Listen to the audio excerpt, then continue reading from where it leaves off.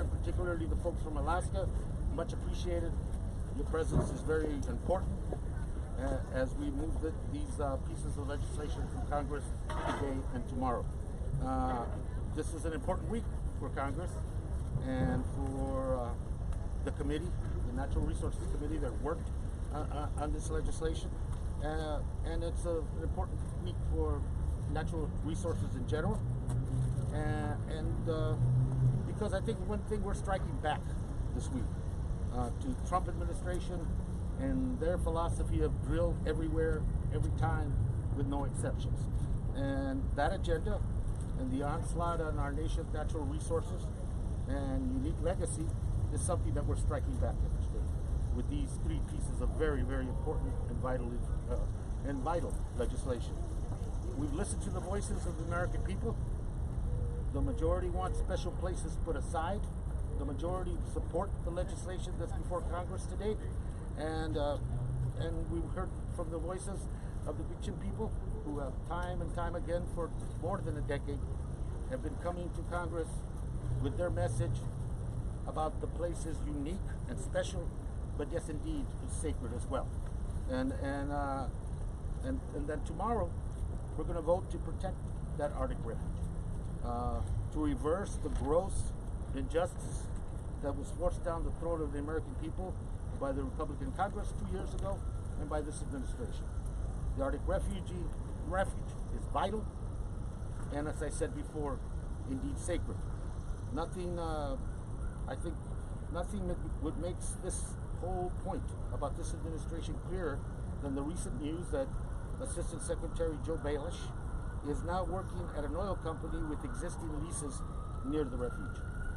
Assistant Secretary Baelish spent much of a year and a half he dedicated to his job in overriding the concerns of career scientists and to make sure the refuge was leased as soon as possible.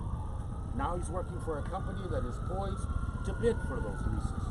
This is what we see again and again in this administration. And people come in, they do the bidding for oil and gas companies and do what they want. Then they go straight to those same companies for the payoff. But this week, we're pushing back and against this unmitigated greed and corruption that drive this administration. Today we vote on bipartisan bills from Congressman Cunningham and Rudy to protect Atlantic, Pacific, and East Coast Gulf and the Eastern Gulf Coast from the risk of offshore oil and gas drilling. And tomorrow we vote on a bipartisan bill from Congressman Huffman to protect the Arctic Refuge. This wouldn't have been possible without the tremendous support of the people, of the Gwich'in people, particularly Bernadette, who will speak later, who has been tireless in her effort to protect the people and a way of life. And groups like the Alaska Wilderness League, who have been fighting alongside Bernadette and her folk and her people for decades. Most of all, it would be possible without the American people speaking out loudly in last November that they've had enough of the greed, that they had enough of an agenda that's geared to the ultra wealthy and connected to this administration, and enough of this self-serving lies that we see over and over from this administration. They spoke, and not only do we listen, we understand that that is our mandate to turn things around, to protect special places, and the legislation, two pieces of legislation that we'll deal with today are a step in that direction, and the legislation tomorrow is another huge step in that direction. With that, let me invite the principal sponsor of the legislation to protect the refuge that will be on tomorrow, my colleague, friend, and chair of Subcommittee in the Natural Resources, Jared Huffman from California. Sir. Thank you, Raul. Well, thank you, Mr. Chairman, and good morning, everyone. I want to thank all the great champions for protecting the Arctic, many of whom have come from far, far away today. We're here because the House will take an important vote this week on the Arctic Cultural and Coastal Plain Protection Act. This is a bill that I introduced in February, and it now has 182 of our colleagues signed on as co-sponsors. the many decades of this fight to protect the Arctic Refuge, in many ways the vote this week and that really remarkable level of co-sponsorship represents a high watermark in our efforts to protect this very special place. And that doesn't just happen. It's happening because of the incredible work of many passionate advocates from all over the country, folks who care deeply about righting the wrong of the Republican tax scam. Now, this is a simple bill. It reflects the proposition that surely most Americans would agree with, that there are some places so special, so wild, so spectacular, that they have to be off limits to being despoiled by oil and gas development.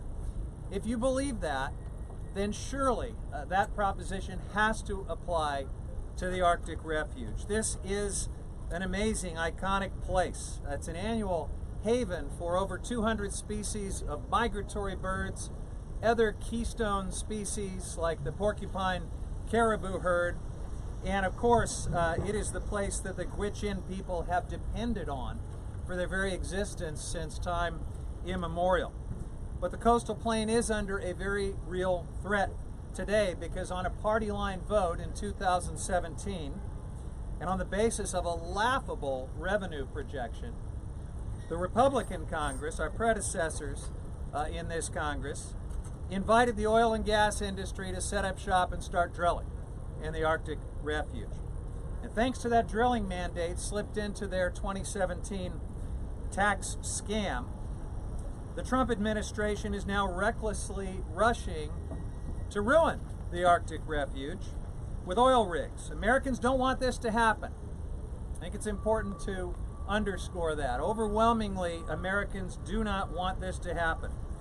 And of course, no one should be surprised that the administration's environmental review process has been rushed and is incurably flawed. Of course, it's being led by a former oil and gas lobbyist, the Secretary of Interior, David Bernhardt. And anyone who doubts the corrupted nature of this Department of Interior and the revolving door, frankly, between the oil and gas industry and this Department of Interior, those doubts were removed a couple of weeks ago when one of the top officials in this administration in charge of oil and gas leasing in the Arctic left his job for a private company that stands to profit from oil and gas development in the Arctic. Make no mistake, this administration is a wholly owned subsidiary of the oil and gas industry. And you might say that's hyperbole, that's an exaggeration. And I will grant you that there are also some mining and coal interests that have minority stakes in the Department of Interior these days. But it is mostly big oil that wags the dog of this disgraceful Department of Interior. And of course, we know there's a bigger picture here. We know that President Trump and his cronies are attacking science at every turn with Sharpies. We know that they are threatening reprisals against federal scientists who are just trying to do their job. We know they're embarrassing us on the world stage with their climate denial. Obviously, Chairman Grijalva and my colleagues and I are going to keep working to confront all of that. But this week, we have an important opportunity to take a step to protect one very special place against this dark agenda. So let's protect America's Arctic. Let's absolutely prevent oil and gas drilling in the Arctic Refuge. Let's protect the porcupine caribou and the way of life for the Gwich'in people. Let's repeal Trump's tax drilling mandate so that the Arctic Refuge can be restored to the status that it had in 2017. And with that, I'd like to invite my colleague, Alan Lowenthal, who chairs the Energy and Mineral Resources Subcommittee, a place that in the previous Congress was where we had a lot of pep rallies for the oil and gas and mining industries. But these days, we look out for the public trust. My great friend and Arctic champion, Alan Lowenthal. Thank you, Jared. Wasn't that a wonderful presentation by Jared? He really did describe it, and I'm so glad. And I'm really glad just to be here to protect the Arctic. I mean, that's really why I'm here, to show support. You know, as Jared pointed out, like the majority of Americans, we see the coastal plain of the ANWR not just as a national treasure, but as is a fragile ecosystem that must be protected. There is no other question about that. You know, it's often called the biological heart of the Arctic Refuge. The coastal plain is considered by all wildlife experts as the most biologically productive part of the Arctic Refuge. It is where everything grows. And also for the Gwich'in people, as we all know in our hearings, and we heard from the Gwich'in people. This is sacred grounds. This is the sacred place where life begins. It's a central part of their history, a central part of who they are as people, and they're not being heard. For the oil and gas industry, they don't see it that way. They see this pristine wilderness as nothing more than a potential cash cow for billions of dollars of oil and gas profits that can be made. That's what they see this. But let's be clear about this. Let's be really clear when we make these statements.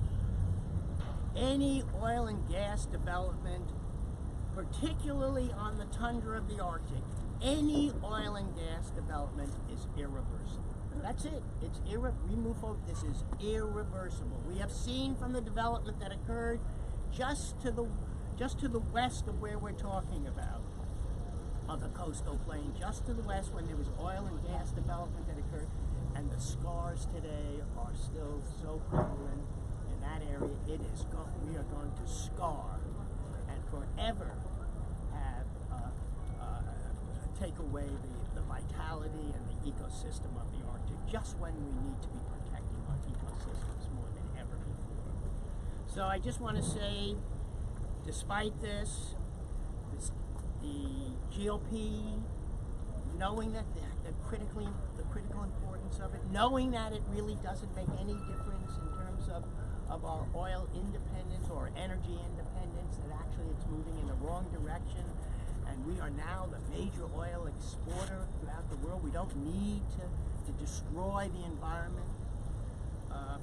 They slipped this into a bill. Not like what we're hearing today, not like 1146, where we've held hearings on it, we've invited people to be there, people from the community to come and tell us what are the impacts. It has gone through a regular process, and now we're ready to put it on the floor. It got into a bill where nobody saw it, nobody heard about it. It was tucked away in a tax bill, and it was there without anybody in the community being able to respond to it. It is what is wrong with this institution, and what we're doing today is what is right about this institution. So we're righting a wrong. We're going to restore vital protections to wilderness area. What could be more important? I'm just glad to stand with you. And I think it might. Yeah. Oh! And now we are very fortunate to have my colleague on the Natural Resources Committee, whoever you want, the chair of the Subcommittee on Public Lands, and that's what we're talking about, from New Mexico, Deb Haaland. Thank you all so much for being here and caring about this important issue. You know, I was standing here as my colleagues were talking and thinking that it's interesting how this administration really thinks that it owns everything and that it can just sell off our public lands or our tribal lands to the highest bidder. And we are trying to stop that. That is not the case at all. I'm proud to stand with the Gwich'in today and support the Arctic Cultural and Coastal Plain Protection Act today. I want to thank my friend and colleague Jared Huffman for bringing these important protections forward, for his strong voice, for his unwavering commitment to our environment.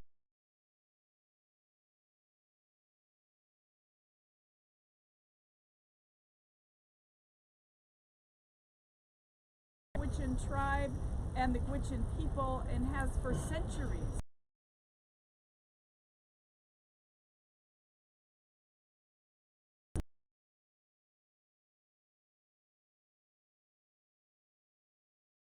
Threatened polar bears. bears, and migratory birds that live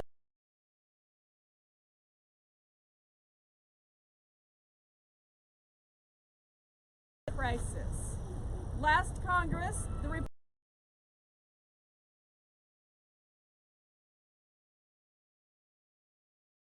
coastal plain to the coastal plain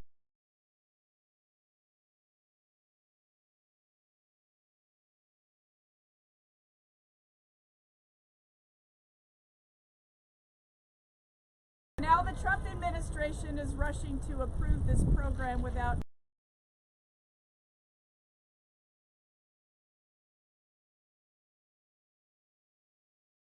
sustainable energy development, not a careless rush.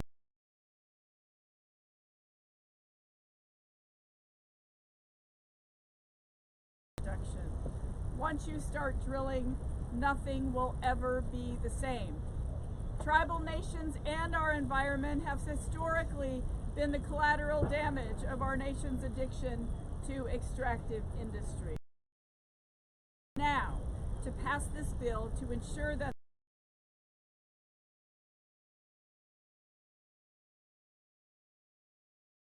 I'm proud to introduce our friend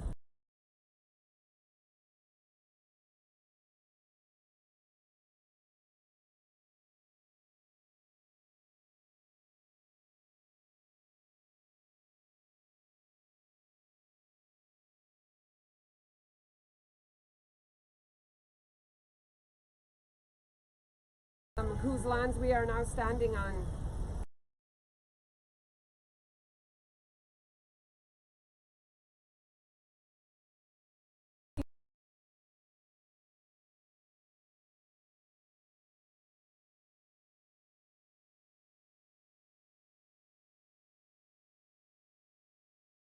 Lands, the Arctic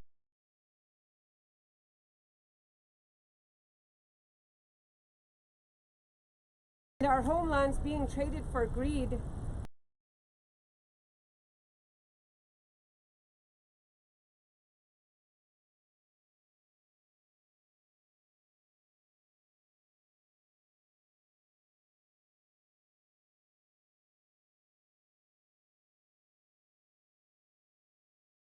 Falling off.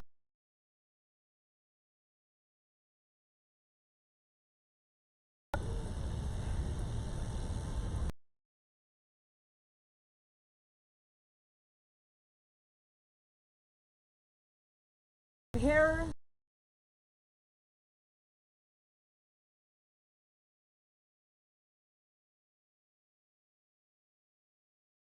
with climate change, we should not have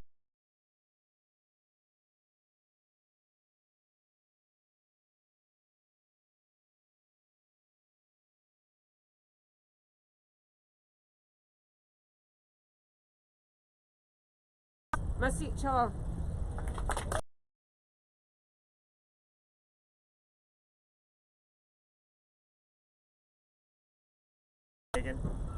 I served as a sniper in the U.S. Army first before September 11th.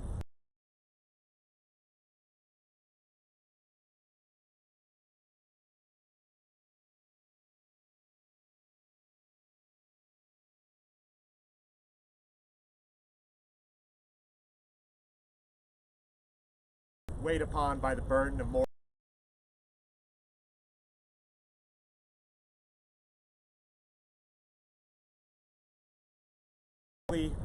found a way to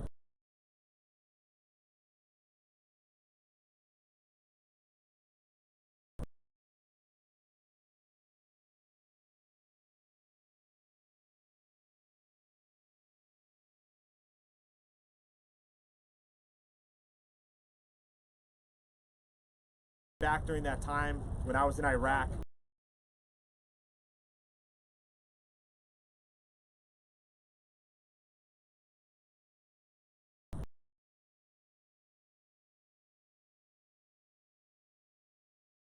And I would dream about all the places that I would go to.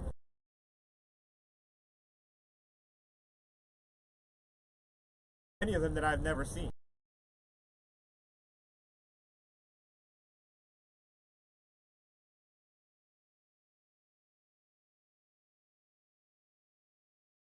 And the Arctic is no different.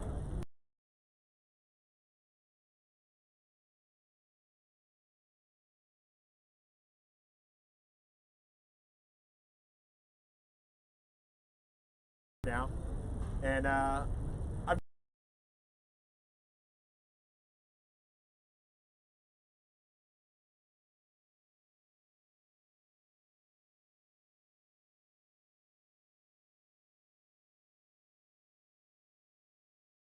that we felt was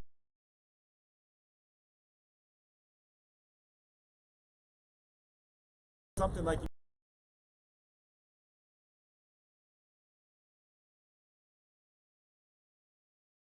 Yosemite or Yellowstone.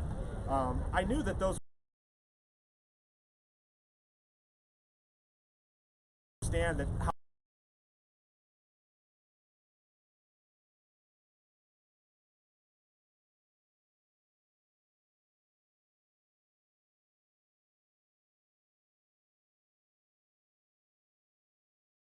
proud. And you know, we have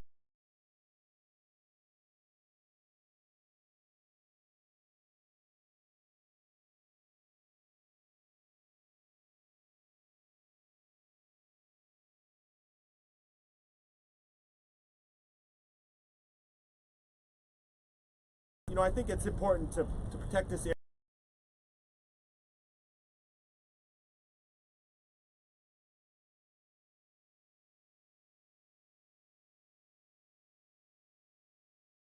Station with Point Thompson.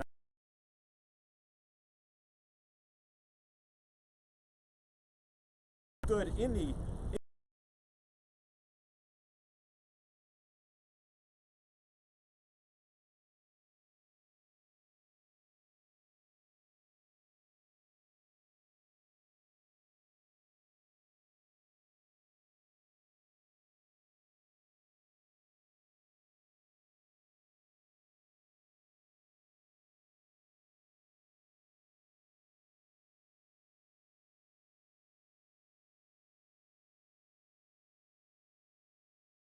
like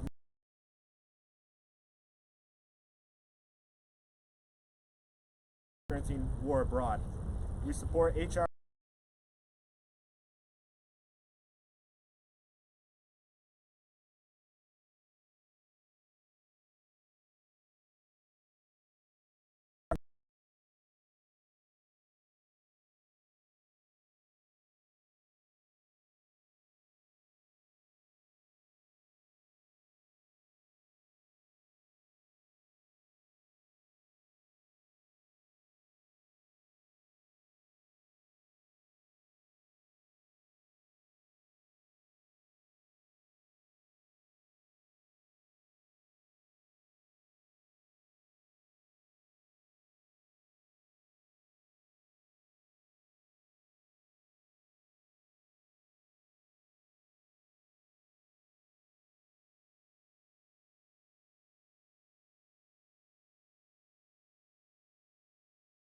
And again, more recently, I've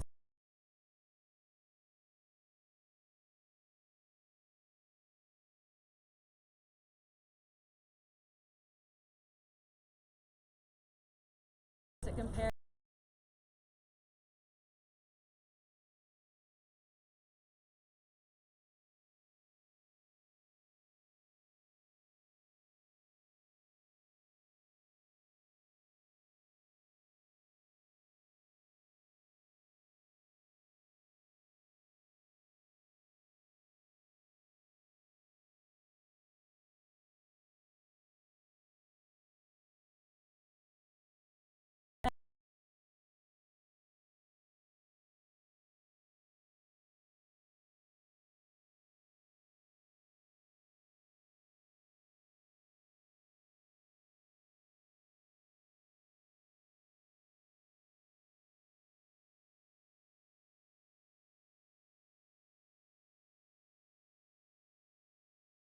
know that we have 11 years to mitigate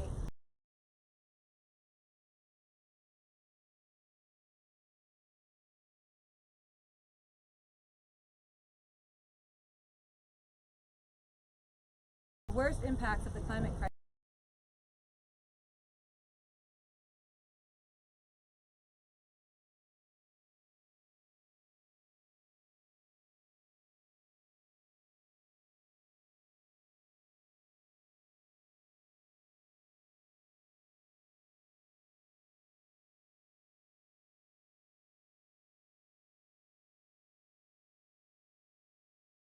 $7 billion in consumer spending annually and supplies 7.6 million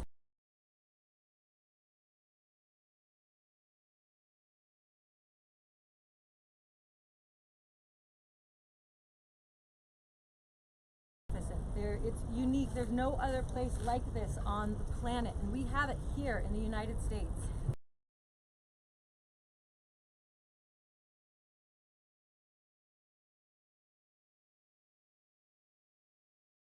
Climate change. We have the technology to energize the next generation without destroying this place through extractive methods.